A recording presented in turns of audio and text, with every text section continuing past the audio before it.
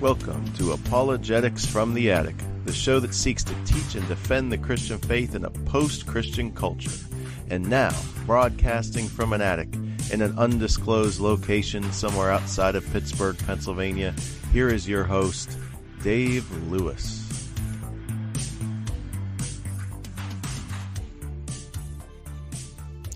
Welcome to another edition of Apologetics from the Attic. I'm your host, Dave Lewis, as the intro music stated. It is Saturday, 11 a.m., and I'm going live. Those of you who catch me on the podcast recording, I'm trying this time of day to see if we can get anyone to tune in, any viewers, anyone asking any questions.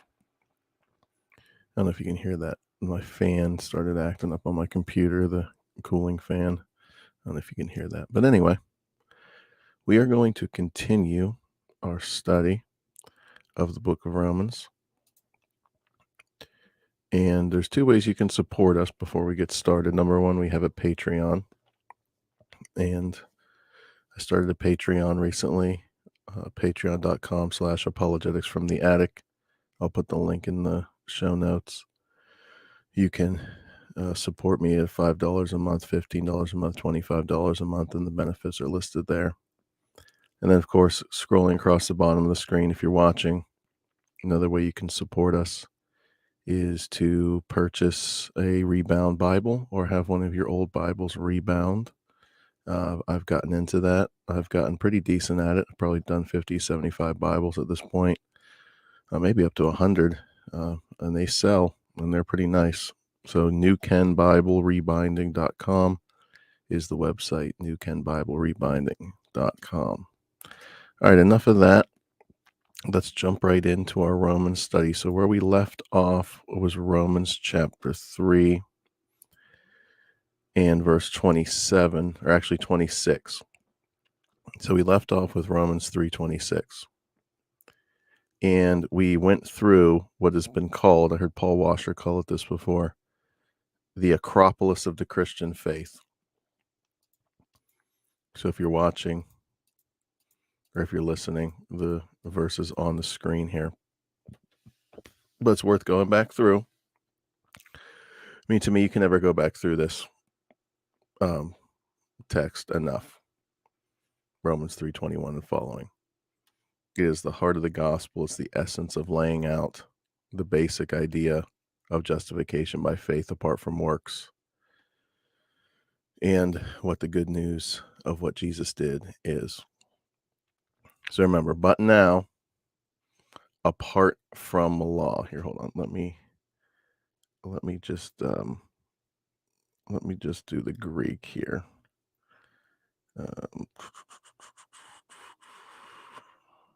Never mind. Let me just leave it alone. But now, choris nomu, apart from law. Remember, this is very important. This apart from law righteousness that belongs to God has been manifested. So there's an apart from law righteousness that belongs to God. But now, okay, in the midst of standing before the judge, being declared guilty, you admit your guilt, and you're standing before the just judge who's about to pass sentence on you because you're condemned and convicted by the law. But now, this apart from law righteousness that belongs to God has been manifested, has been revealed. That's what the gospel is. The gospel is the revelation, the proclamation, the coming of Jesus Christ, his incarnation, his life, death, and resurrection, and ascension, and session, and seated at the right hand of the Father is a revelation of the righteousness that is apart from law that belongs to God. You can go back on the episode, see if you want to understand what righteousness is. Satisfying the demands of God's law. There is a status of righteousness that belongs to God that comes apart from law. And then this righteousness has been witnessed by the law and the prophets. Martyromene. You hear the word martyr in there, which means witness. Being witnessed by nomu, Kaiton, propheton, the law and the prophets. So we're going to see that in a moment. When we get into Romans 4 especially, Paul is going to say that this righteousness is not a new thing. And we talked about this. Common misunderstanding of your average Christian or average person who's just on the periphery of the Christian faith is like, well, yeah, in the Old Testament, you were saved by the law, and in the New Testament, you're saved by faith. And that's a total misunderstanding of the structure of the Bible and how it reveals these things. So verse 22, this righteousness of God, okay, so he goes back to the topic. So it's been manifested in the Old Testament, law and the prophets. This righteousness that's apart from law, that belongs to God, dia pisteos. It's through faith. So this righteousness instrumentally, so faith is the instrumental cause of justification rather than the meritorious cause. The meritorious cause is Christ. If you want to Google that and look and do some study into that, the difference between the instrumental cause and the meritorious cause is important. We don't have to get into that right now, but it's dia pisteos, through faith. And then we talked about this a lot, the faith of Jesus Christ. So there's a good argument to say that this righteousness that belongs to God is created, comes through, is channeled to us through the faithfulness of Jesus. So Jesus is the faithful covenant keeper, and that's what produces this righteous covenant status that we can have, eis pantes tu pestiuentas, unto all who believe. So Jesus was the faithful one. He obeyed the law of God. He is the faithful covenant keeper. He's the Davidic king whose obedience earns us the blessings of the covenant.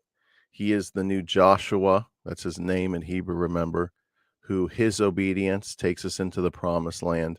He is the one who his faithfulness we cling to by faith.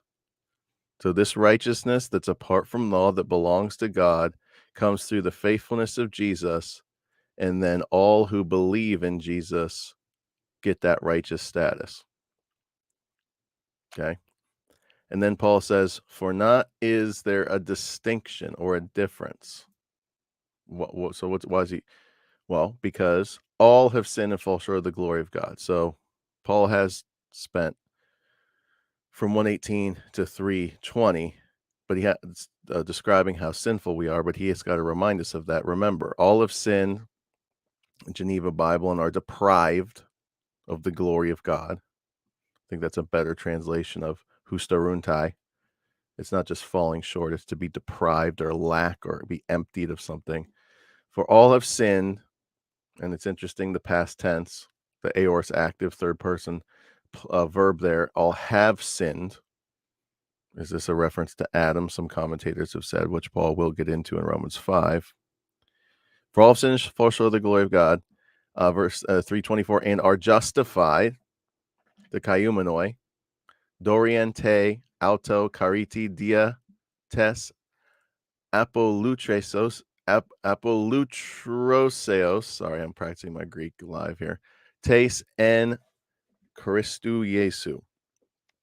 So having been justified as a gift by the grace through the redemption that's in Christ Jesus. And we broke that down in a previous episode if you want to go back. But these precious words, being justified, the verbal form of righteousness. So the act that God takes where he declares us to be righteous, he declares us to have kept the demands of the covenant. He declares us not guilty.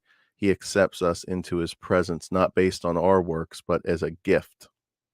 And we're going to see in Romans 4 that Paul says there's something called a wage and there's something called a gift. He's going to break that down more in Romans 4. And then we get into this language of redemption, the price that's paid to set a slave free. So we get into that now. We get into the redemption language. And then this redemption is found in Jesus Christ, in Christ Jesus, the en Christo language that Paul uses all over his letters. Our union with Christ is the central locus, central focus of what God is doing. So we are counted righteous. We are declared to be covenant keepers. And that's a gift by his grace in the price that's paid. And that price is found in Christ. And then we have 25. And we had a whole episode on this, the word propitiation, the hilasterion. So this redemption price of Jesus that's found in Jesus is further described by Paul as a hilasterion, as a mercy seat, okay, as a place of atonement, referring to the furniture of the Ark of the Covenant. We talked about that, and we went through some Old Testament scriptures. But remember, propitiation, hilasterion, a wrath-absorbing substitute, the place of atonement. What happened when the blood was shed and then the high priest took it into the Holy of Holies? What was going on? And we talked about that. But Jesus's propitiation. So this deals with the wrath of God. So remember, there's two items that we need to have to be made right with God from a courtroom perspective. Number one, we have to obey the law. Okay, you're a criminal if you are a lawbreaker. Like, think about that in society. So in order to become not a criminal, you have to either be declared not guilty, or you have to plead guilty and then pay the penalty for your crimes. And that's what propitiation addresses. When we sin against God, the wages of sin is death. So death is the just penalty, the just deserving of our sin. So what we must do is we must trust in that Jesus Christ took that wrath in our place on the cross. So his blood, notice the blood of Jesus, when was his blood shed? You know, there's only really two times, right? There's the Garden of Gethsemane when he's sweating drops of blood. And then, of course, his great blood shedding act of dying on a cross. And this is to be received by faith as well. So Paul never tires of talking about faith. And when he's talking about the doctrine of justification in the instrument about how we receive this work of Christ, it's always faith apart from works. Now, Paul has other categories that he can talk about faith in terms of working through love, or the evidence of our faith is in our works, or how James talks about it. But here, it's faith apart from works. And then we talked about that. Why did God do it this way? Well, because he was showing his righteousness. In other words, he's a just judge who is not just passing by sin, which could have been the charge that God was open to. And we talked about how we sometimes don't realize that is a difficulty in the gospel.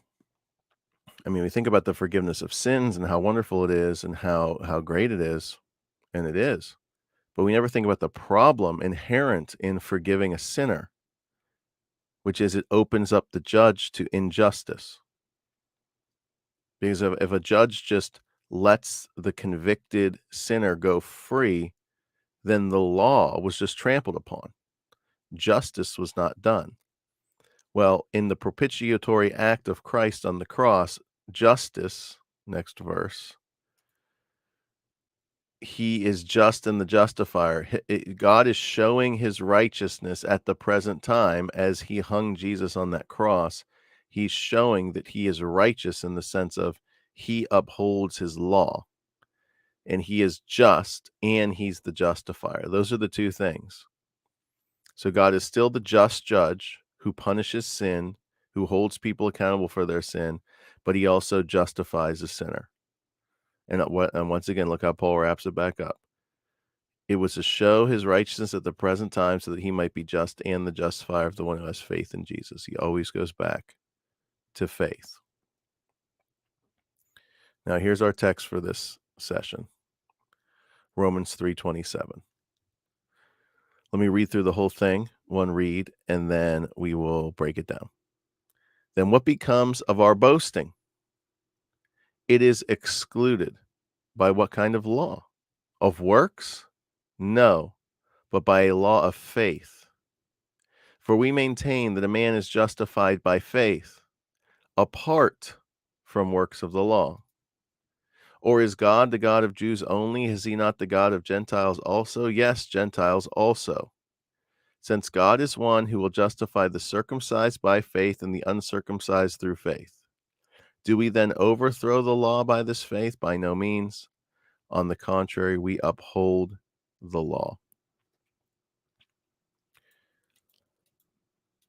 So then what Paul does as he finishes up explaining this glorious apart from law that belongs to God, righteousness that comes through the faithfulness of Jesus, and his propitiatory work and his redemptive work that's a gift, and we by faith trust in it. And after he gets done with that glorious section, he then turns to ask a rhetorical question. Now, this is the great ancient rhetoric that Paul would have been taught. So remember, Paul was educated in the best of both worlds in his day. He was educated in the Jewish world and he was educated in the Greco-Roman world. So he had both educations, being from Tarsus. And he was schooled in rhetoric, and one of the rhetorical devices is called diatribe. Now, when Paul asks a question like this, many times the reason he's asking the question is because if you're not having this objection, you're not following his argumentation. So you should naturally have an objection to his argumentation. So one way boasting, I mean, I guess that's the best English word we have. That's how most translations handle it. Geneva Bible, where then is rejoicing? So that's interesting. That's interesting. Well, rejoicing. It's interesting, the Old English. Authorized Standard Version, where is glorying? New Living, can we boast then? What is boasting? What is boasting? Boasting. New English Translation handles it boasting. You know, someone who boasts, like someone who walks around with their chest puffed out, like they're better than everybody else. That certainly can be a shade of meaning in this, and it probably is. But I think the reason why this is a rhetorical question that arises from the previous paragraph, from the previous text, is that one might say, well, who gets the credit, or do we get any of the credit? Where do we come in the picture? So if all we have to do is have faith, which this tells you something about what Paul wants you to understand about faith. Faith is inherently not a meritorious act. Faith is simply receiving. It's an unworthy, fallen short, emptied of the glory of God sinner, opening your empty hand. That's all it is. So if that's all we're doing, if it's just faith, then do we get any credit, Paul? What about us? And then he could also be talking about this message eliminates boasting. It is the antidote to boasting. So if you think there's boasting here, understand that there is no boasting here, that the gospel of Jesus Christ, this justification, this apart from law righteousness that comes from God by faith, is the antidote for boasting. It pours water on the fire of boasting in your heart. It's also probably what he's saying. Now, Paul says there is no boasting. It is excluded. But how is it excluded, Paul? By what kind of law? Now, this is interesting. So Paul can use the term nomos. Nomos is the Greek term. He can use that term in two ways. Many times when Paul uses the word nomos, he's talking about the law of Moses. He's talking about the 10 Commandments.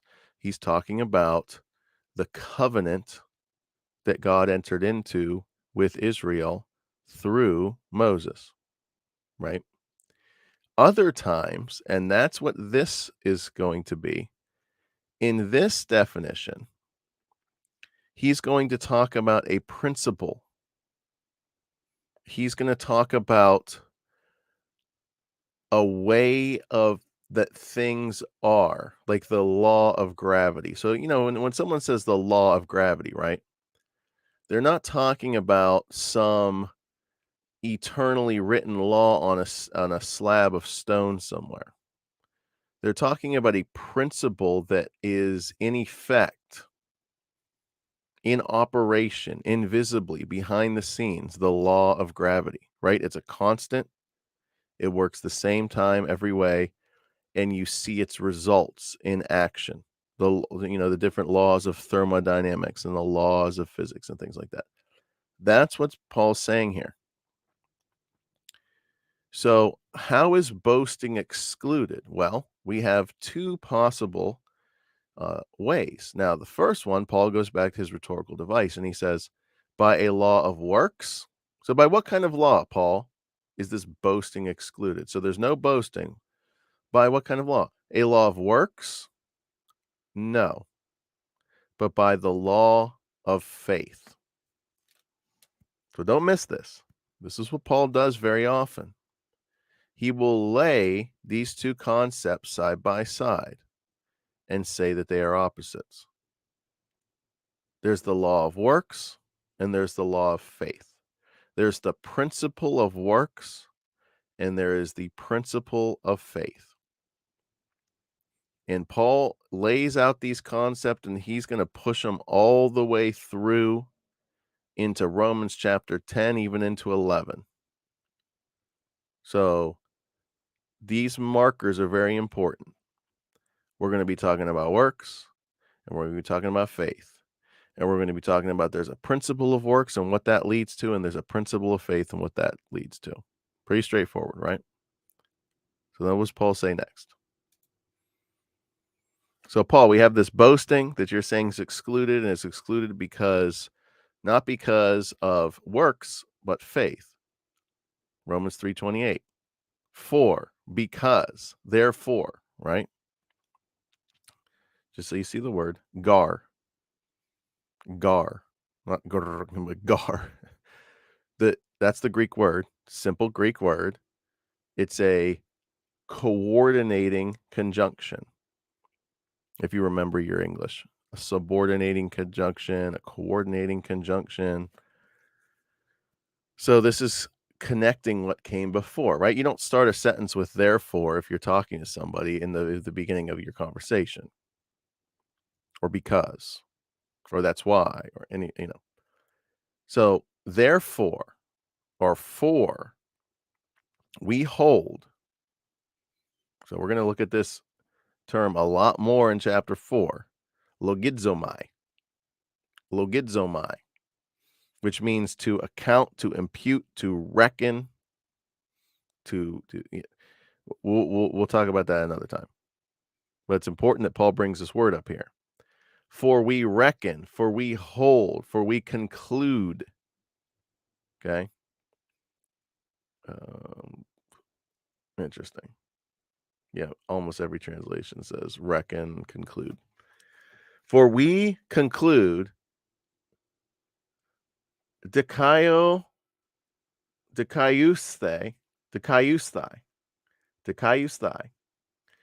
okay, just in the infinitive form there. For we conclude, justified by faith, a man, chorus ergon namu. Well, there's that word chorus again. Remember, I made a big deal out of this word, and it pops up again.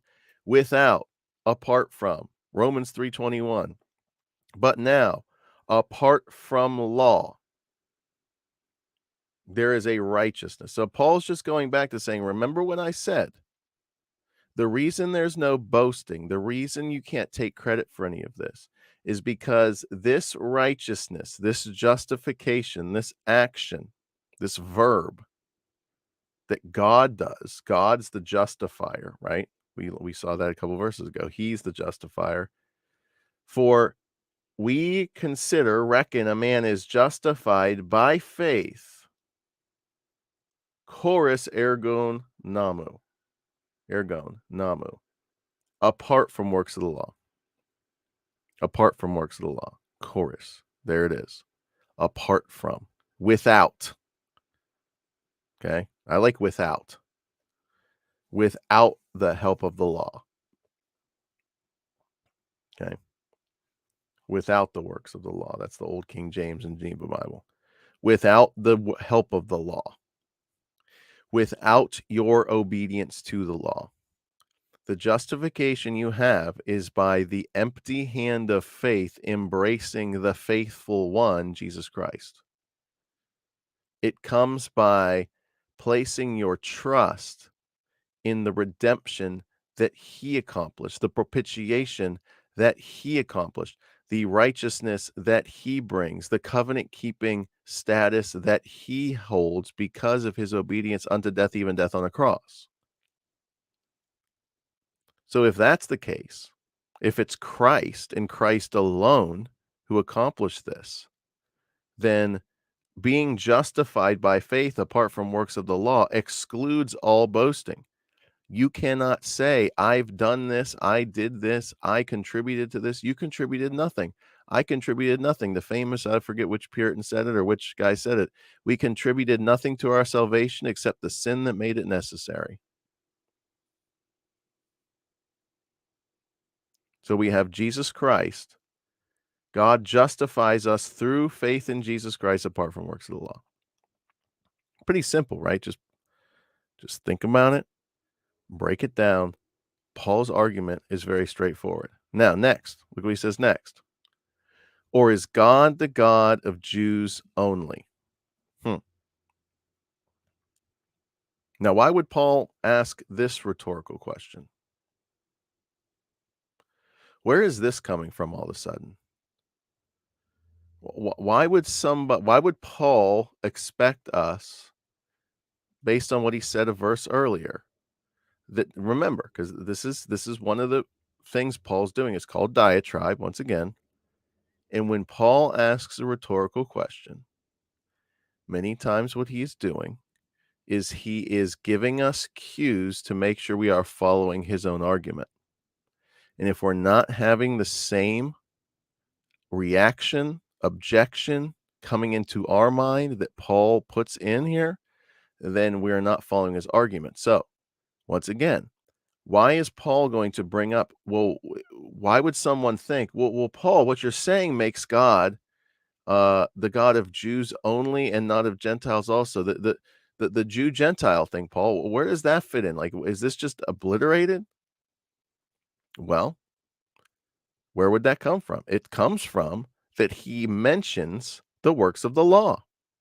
He mentions the commandments. He mentions the old covenant.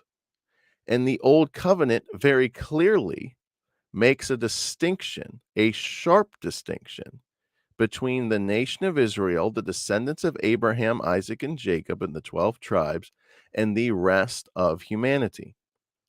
Only Israel enters into this covenant. Only the Israelites. Now, there is provision for non-Israelites to become members of the covenant.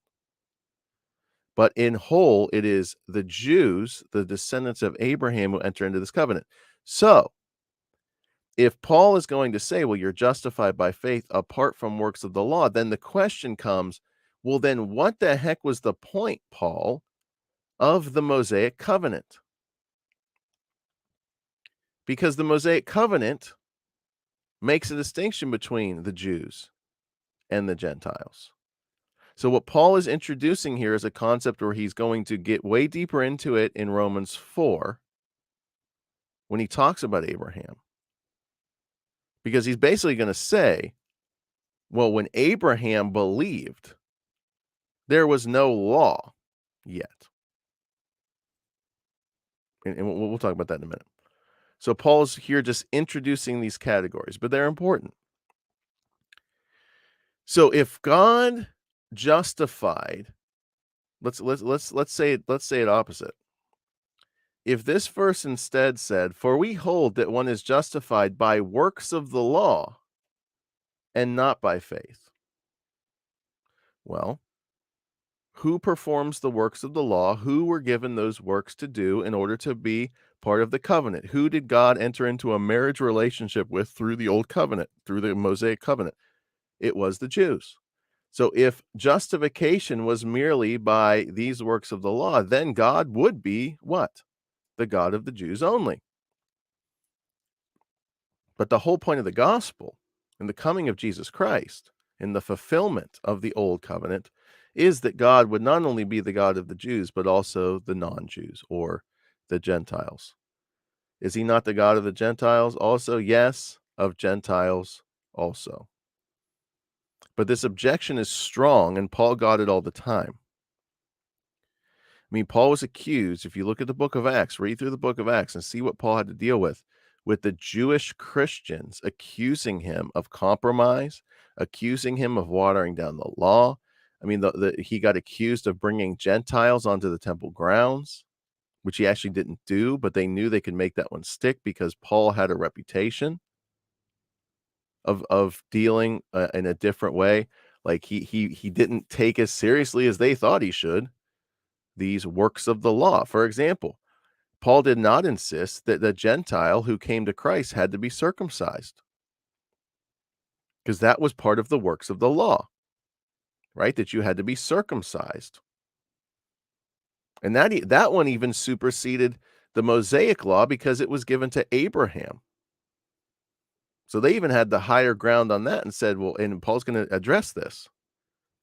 Even because the two arguments that the Jews make to say that they are the evidence that they are in covenant with God and they are right with God is that they are circumcised and they possess the law and they obey the law. But what Paul's doing here is he's saying no. Once again, the gospel of Jesus Christ blasts apart these categories. And there is one thing called the church. And this entity called the church, to which Christ is head, consists of both Jews and Gentiles who enter into that new covenant, and they enter into the church of which Christ is the head on the exact same terms, namely faith. Okay, so we'll get more into that. Now, since God is one who will justify, there's the word again, who will declare righteous the circumcised by faith and the uncircumcised through faith. So see that? This justification comes to Jew and Gentile on the same exact terms. And what's the terms? Faith. Apart from works of the law, without the works of the law. Okay? Very important term that Paul brings up again. Choris. Without. Apart from the works of the law. See a couple people are watching live. If you want to put any comments or ask any questions about the book of Romans or a random theological question, I'll be happy to answer it. So God is one, right? The Jewish confession, right? Hear, O Israel, the Shema. Hear, O Israel, the Lord our God, the Lord is one. Love the Lord your God with all your heart, mind, soul, and strength. So God will justify, pronounce righteous, declare righteous the Jews, the circumcised, shorthand for those who were born into the Jewish family and were circumcised on the 8th day, which of whom Paul is one. So the justification, meaning that we are standing in the courtroom and we have broken God's law, but God offers us a way to escape that condemnation that we deserve and instead be declared not guilty and be declared righteous and be declared covenant keepers and be declared in right standing with God. That justification is by faith. Remember, faith and works of the law and the doctrine of justification in the Apostle Paul are always opposite. And he'll talk about wage and gift here when we get into Romans 4. So we are justified by faith if you are born Jewish, and if you are uncircumcised, meaning you were born outside of the Jewish covenant, outside the Jewish people, you are also justified by faith, through faith. Very clear, very simple. Then, most common Jewish objection that Paul got. So, and this goes back to like Romans 3:1 through 10. And this is just building upon that, where the Jew comes along and says, Paul, this teaching, this faith apart from law seems to do away with the law. What's the point of even having the law? Why should we even tell people right and wrong? Why should we even be concerned about sin? Why should we even be concerned about guilt? Why should we even be concerned about God as judge? Because this faith, this idea of faith, just eliminates all that. So that means we overthrow katargumen, katargeo. Katargeo is the lexical form, to bring to nothing, to abolish, to nullify, to make void, make the law of none effect. If we emphasize faith, New Living Translation, well, then if we emphasize faith, does this mean that we can forget about the law? New King James, do we then make void of the law? So void, none effect. Does everybody understand this? This is a very important topic here. When the gospel is proclaimed, as Paul is proclaiming it, that we focus 100% on the work of Christ and not our own works, it's apart from law, this righteousness, and it consists of the redemption, the faithfulness, and the propitiation that Christ accomplished, not us. Does this not then make the law, namely our own works, our own obligation to obey God, seem pointless because Jesus has done it all? Now, there's a sense in which, and people have said this, and I think they've rightly said this, I've said it many times, there's a lot of people out there who have never had this objection to the doctrine of justification by faith apart from works of the law and the glory of just the work of Christ only. And they've never had this objection because they never heard that. The only proclamation and presentation of Christianity they've ever heard is God expects you to do this, and this is what you need to do to be right with him.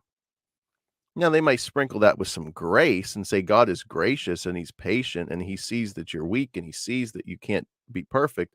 So he just accepts your best try or your best effort or your best, ability to believe or ability to, or, your typical, type of form of Christianity where it's sacramental, where, well, you need to get baptized and then you need to come to mass or communion and you need to attend church and you need to pray and you need to do these things. But many times, that's the one issue. The one issue is many times no one has ever had this objection. Like, what do you mean? If it's by faith, then I don't need to do any works. This totally takes off the table my motivation to even want to be a good person, because you're telling me I'm going to heaven regardless. Or more directly or specifically in Paul's language, so, Paul, if this righteousness that makes us declared right with God, it has nothing to do and is apart from, choris, our works of the law, then what is the point of works of the law? They can just be overthrown or nullified or voided.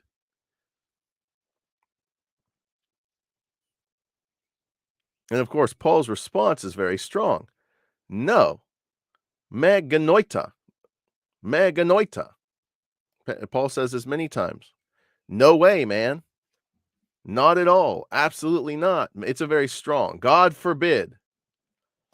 And I always like talking about this, the King James version. This is the most living Bible, living translation. The word God does not occur in the Greek. It's me genoita. The term theos does not occur. But the King James translators went super living Bible, message Bible on that to emphasize the point. I mean, it's not a bad translation. And Geneva Bible did it that way too. God forbid, but that's a very non-literal translation of meganoita. It's just fun to point that out to King James onlyists who say we have the best, most literal translation. Well, not there. A non-Greek speaker would not know that the term God does not occur in that scripture anyway. But no way. And then what is his response? Why don't he doesn't respond? He all he simply says is, on the contrary, we uphold the law. We uphold the law. Histemi, very, very common Greek word in the New Testament, to cause to stand. Histemi. We uphold it. We cause it to stand. We establish it is another way that was translated in classic English translations. We establish the law. Well, how do we establish the law? Oh, Paul's not going to answer that right now. And so what he's going to do now is he's going to, in Romans 4, he's going to talk about Abraham. And then what Paul's going to do is he's going to talk about Abraham. And I think what he's going back to, so he's doing he's laying out several strands that he's going to then tie together as he moves in his letter.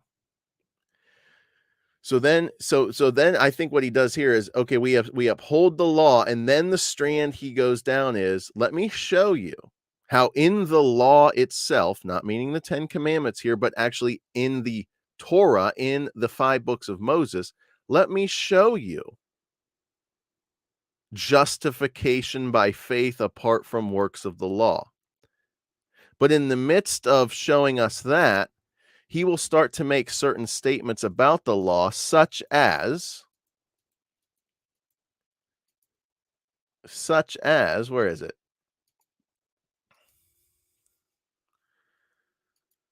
For the law brings wrath, but where there is no law, there is no transgression. For example, Romans 4:15. Now, I skipped way ahead, I know, but I just want to show you, Paul is going to show, and he's still going to talk about the law, and he's still going to talk about what works of the law are and what they are, but he is going to walk us through with Abraham how Abraham believed God and it was credited to him as righteousness. And we're going to get into the term logizomai and really break down what that term means and look at how Paul is seeing in Genesis that Abraham, the forefather of the Jewish people, he himself was justified apart from law through a righteousness that came from God by faith. And of course, Abraham was an inheritor of the promise that goes all the way back to Genesis 3:15. And Abraham is spoken of as his seed. And of course, in Galatians, Paul shows us how he says that seed refers to one who is Christ. 44 minutes. So we can wrap up here. I just want to say one thing here. We're going to get into, there's 2 extremes to be avoided. Okay? There is obviously legalism, which most people are familiar with. And it's the preferred enemy to the massive big evangelical churches that they claim that they hate and they are totally against. Many of these big mega churches, their big attraction is, are you tired of going to a legalistic church that has all the trappings of religion and stained glass and guilt and confessing your sins every week and, saying structured prayer? Come to our church. There's not one There's not one even reminder of anything remotely religious from your old denomination. Nothing. No stained glass. It's actually a rock concert with a talk at afterwards. I'm sorry. It's and sometimes the rock concert is done very well because they're very good musicians. Other times the rock concert's like all the instruments are doing are like playing at the same volume at the same tempo together the entire song. There's no flow to it. There's no the drums back off and anyway.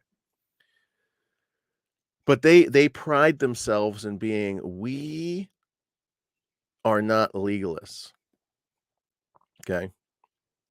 But then what they end up doing, and yes, I'm not just talking about the seeker sensitive, non Calvinistic, non reformed, non new Calvinist denominations. I'm also talking about, sadly, the reformed who understand reformed theology, who would understand the doctrine of justification in a much more precise way. They have the language down. They would say to me, Dave, I know exactly what you're talking about when you say justification is by faith alone. I know what the 5 solas of the Reformation are. I understand sola fide and sola gratia and solus Christus. I understand those doctrines. I'm even aware of the history of Martin Luther over against the Roman Catholic Church of his day.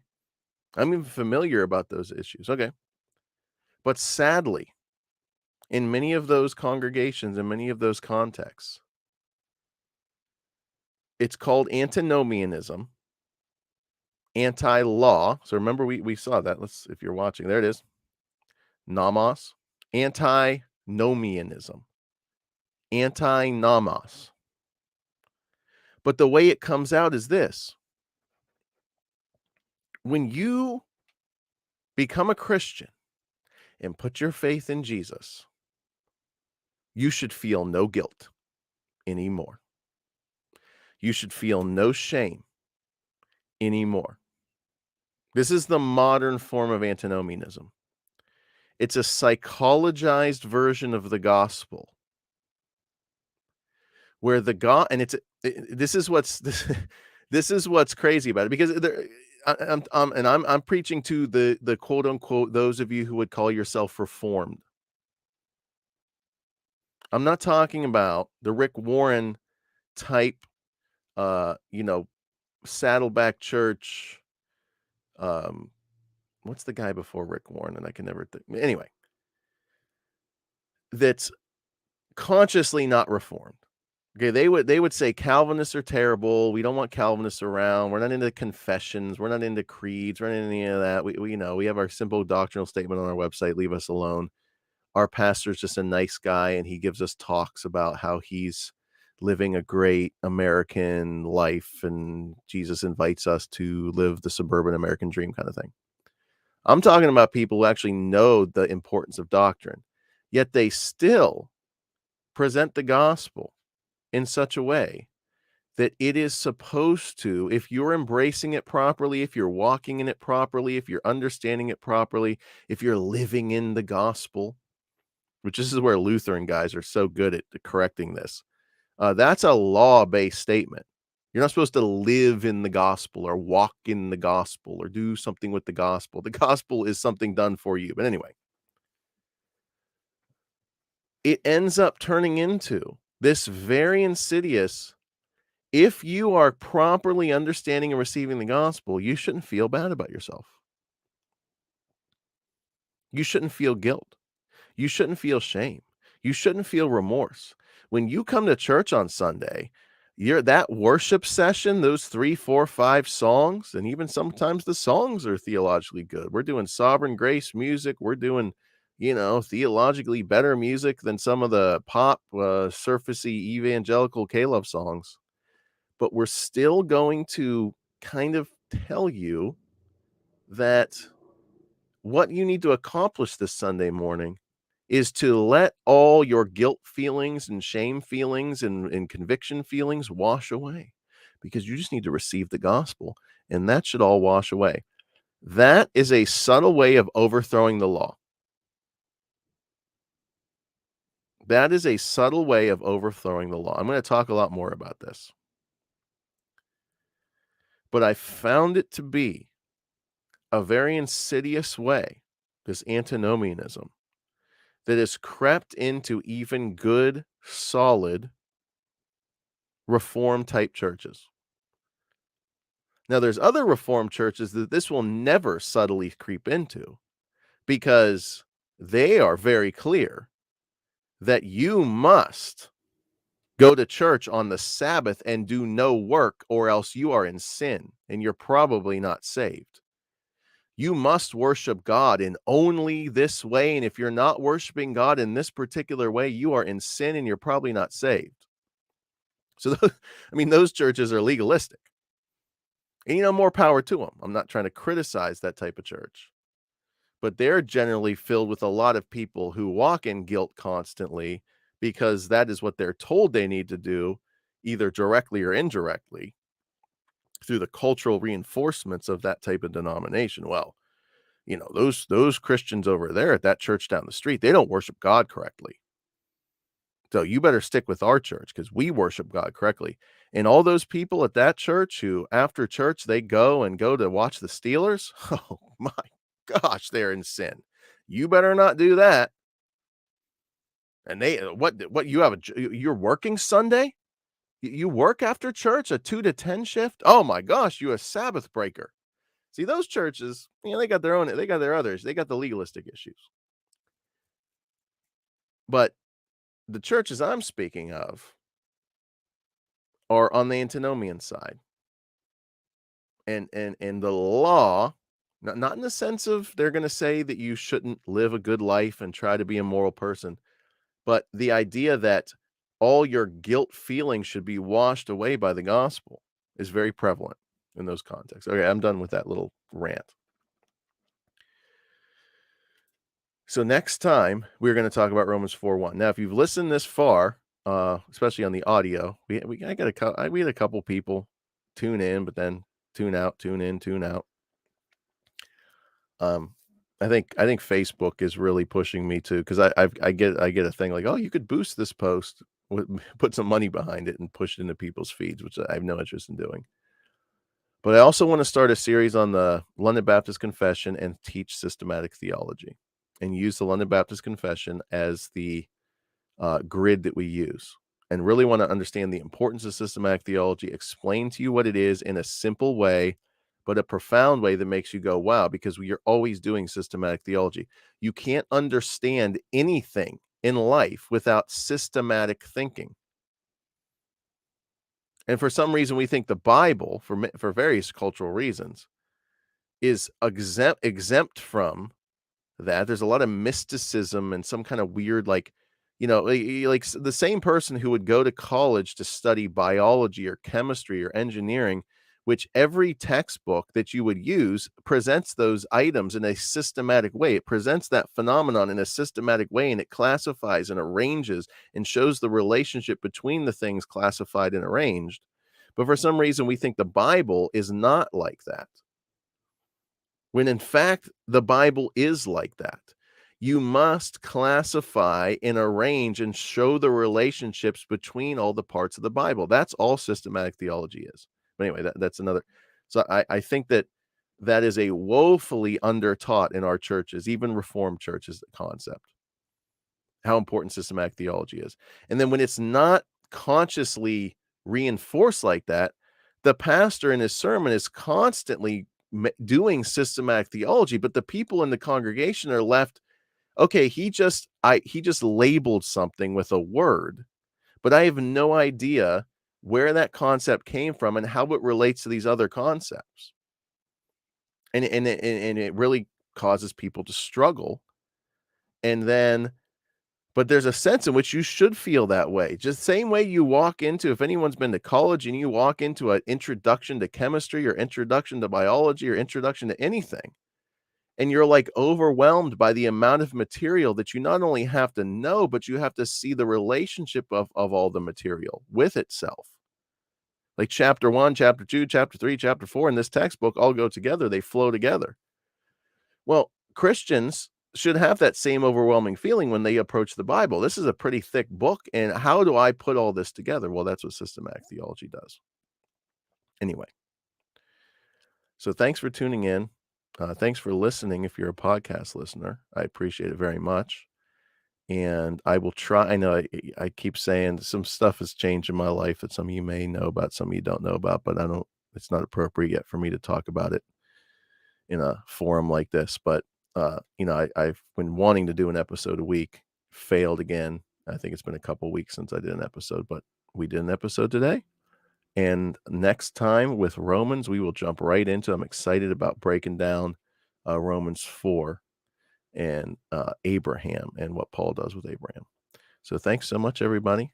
Thanks for tuning in, and God bless you all.